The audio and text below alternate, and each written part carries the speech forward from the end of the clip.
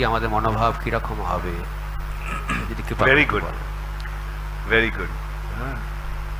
রাধাকুণ্ডে, তাহলে আমরা কেন রাধাকুণ্ডে গিয়ে থাকছি না? হ্যাঁ, তার কারণটা হচ্ছে মহাপ্রভু আমাদের একটা কাজ দিয়ে গেছেন। সেটা কি? যারে দেখো তারে কহ কৃষ্ণ উপদেশ। রাধাকুণ্ডে তো সবাই কৃষ্ণকে জেনে গেছে, তাহলে কৃষ্ণ উপদেশ কাকে দেবে?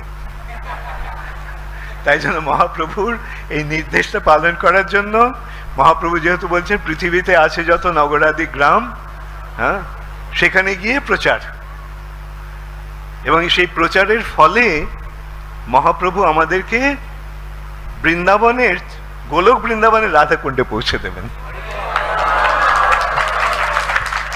সেই জন্য কৃষ্ণ ভক্তরা রাধাকুণ্ডে না গিয়ে সারা পৃথিবীর সব জায়গায় গিয়ে কৃষ্ণ ভক্তির প্রচারে ব্রতী হয়েছে।